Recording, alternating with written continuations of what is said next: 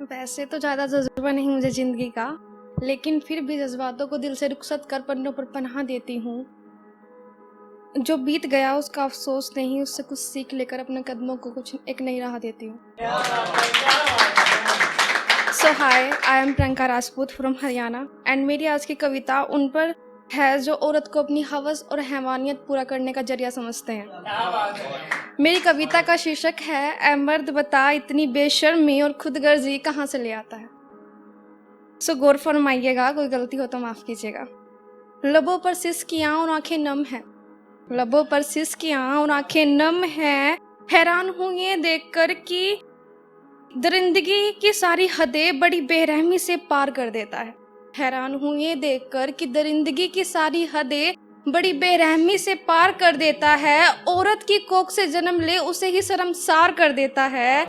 ऐ मर्द बता इतनी बेशर्मी और खुदगर्जी कहाँ से ले आता है। शुक्रिया। बचपन में बड़ी मासूमियत भरी निगाहों से उस जिस्म से अपनी भूख मिटाता है और जरा सी चोट लगते ही उस आंचल से लिपट जाता है। बचपन में बड़ी मासूमियत भरी निगाहों से उस जिस्म से अपनी भूख मिटाता है और जरा सी चोट लगते ही उस जिस्म से लिपट जाता है। और बड़ा होते ही बड़ी हैवानियत भरी निगाहों से उस जिस्म से अपनी हवस मिटाता है और उसी आंचल को तार तार कर देता है। ऐ मर्द बता इतनी बेशर्मी और खुदगर्जी कहाँ से ले आता है। शुक्रिया। अपनी बहन बेटियों को घर की चार दीवारी में कैद कर दुनिया की गंदी नजरों से बचाता है। अपनी बहन बेटियों को घर की चार दीवारी में कैद कर दुनिया की गंदी नजरों से बचाता है और दूसरों की बहन बेटियों को पता नहीं कितनी घिनौनी नजरों से ऊपर से नीचे तक देखता है। आंखों ही आंखों में बलात्कार करता है और फिर कब कहाँ जाती है कब कहाँ से आती है इसकी पूरी जानकारी रखता है। और मौका पा उसे दबोच कर न जाने कितनी दरिंदगी और हैवानियत के साथ उसके जिस्म को नोचता है। और उसका जिस्म तो छोड़ो, उसकी आत्मा तक को झिंझोड़ देता है, उसकी जिंदगी तक छीन लेता है। हैवानियत का इतना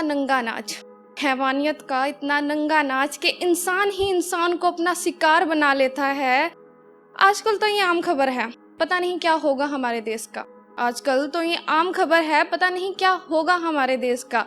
ये कहकर हर एक शख्स अखबार का पन्ना पलट लेता है। ऐ मर्द बता इतनी बेशर्मी और खुदगर्जी कहाँ से ले आता है।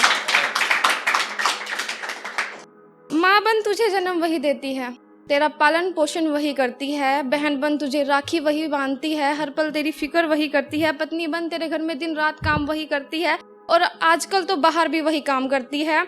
अरे तेरा सारा वजूद ही उसी से है, मैं शब्दों में बयां कर भी नहीं सकती। एक औरत तेरी जिंदगी में न जाने कितने किरदार अदा करती है और हर किरदार में तुझे अपनी दुआओं में शामिल करती है। तू फिर भी उसे घर की मुर्गी दाल बराबर बताता है और दूसरे घर की औरत पर नजर रख उसे अपनी हवस का शिकार बना लेता है। ऐ मर्द बता इतनी बेशर्मी और खुदगर्जी कहाँ से ले आता है। अरे तू तो मर्द कहलाने के लायक भी नहीं। मर्द का खिताब तुझे मैंने इसलिए दिया क्योंकि तूने रब से ये चोला पाया है। पर बदनसीबी तो देखो तू इस चोले का सही किरदार नहीं निभा पाया है।